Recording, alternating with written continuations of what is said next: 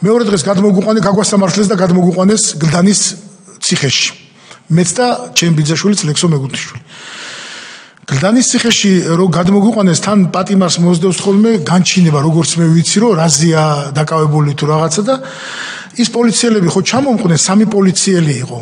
ჩამომყვნენ იქ ჩამომყვნენ რა ჩააბარეს ჩემი თავი იქ იმ ჩემ ბიძაშვილს კითხეს რომ ეს რა დაზიანებებიო და წავი კეციო ბაბა სხვა რა უნდა ეთქვა რა აზრი ქონდა ითქმას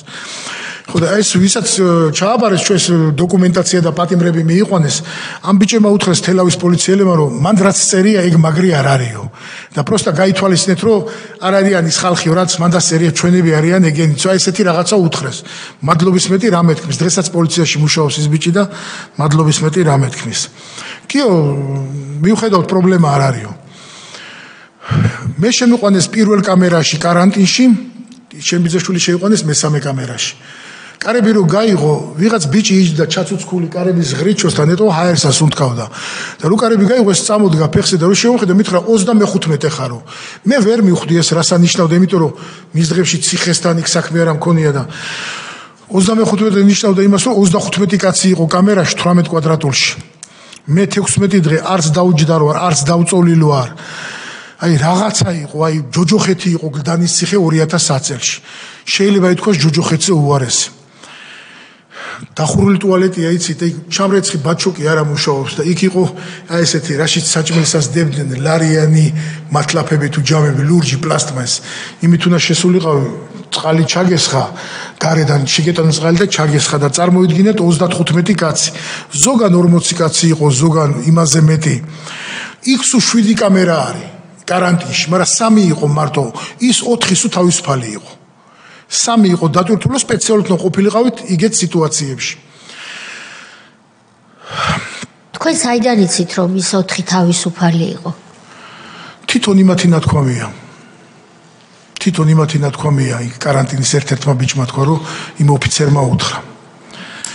4 თავისუფალი იყო იმიტომ რომ ის პიროვნება 1-2 საათი იქ აყავდა შეყვანილი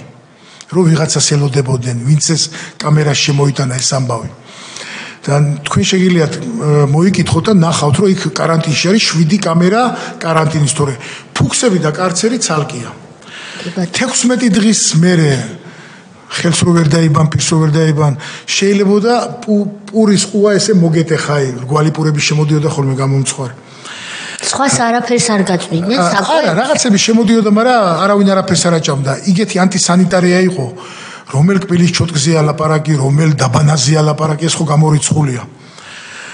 16 დღე იქნებოდა გასული მე როგორც ვითვლიდი მარიამობა დღეს იქ შევხვდი ციხეში აგვისტოს 28-ს ამიყვანეს მაშინ ადვოკატების ადმინისტრაციულ შენობაზე ამიყვანეს მაღლა და შემოსული იყო გამომძიებელი ვინმე ესეთი ბერძენაშვილი და ერთი ადვოკატი იყო და რაღაცაზე მომაწერიეს ხელი ან იქ წაკითხვის თავი ვისა ქონდა ანისანის და იქ შემთხვევით შეხვდა ჩემი ნაცნობი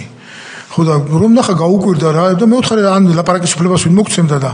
უთხარი რომ შენ თუ რამე შეგიძლია ის 6 თვე იქიჯდა და იქნებ მაღლა каранტინზე ამომწიონ გაუსაძლისია ფიზიკურად აღარ შემიძლია მეთქი რა ვიკეცები ფეხებში და კარგი აბა მოვიკითხავ იქნებ ვინმე უკვე ვიღაც ნაცნობობა ქონდა იმაზე იქ მართლაც 2 დღის მერე ჩვეულებრივ каранტინის დაშლაზე გამიყვანეს და ამომიყვანეს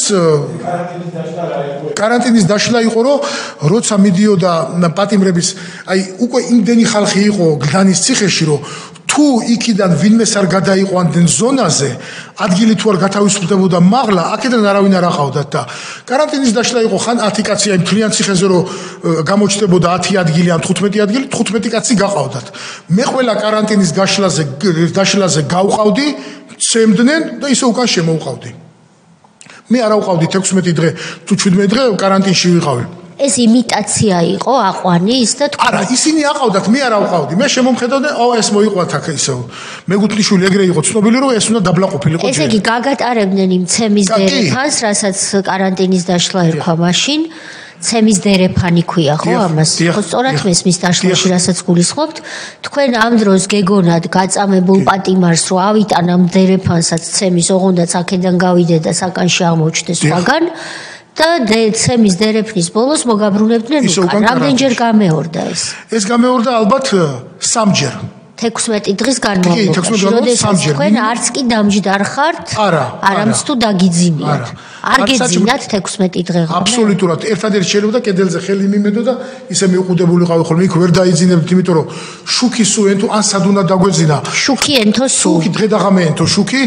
საწოლებზე წვებოდნენ მორიგეობით და იქ საწოლი ერქვა რკინის ის იყო ესე დაწნული ესეთი ლისტები. კი, არავით აი არაფერი არ იყო საერთოდ იქ რა და ფეხზე დგომელები იყვნენ უმეტესობა. ზოგი საწოლქვეშ პატარები ვინც იყვნენ საწოლქვეშ აწვებოდნენ ხოლმე შპონკის ქვეშ ესე ეძახდნენ. მე არც საწოლზე დავწოლო არც ის ერთადერთი შეიძლება დაუმჯდარიყავი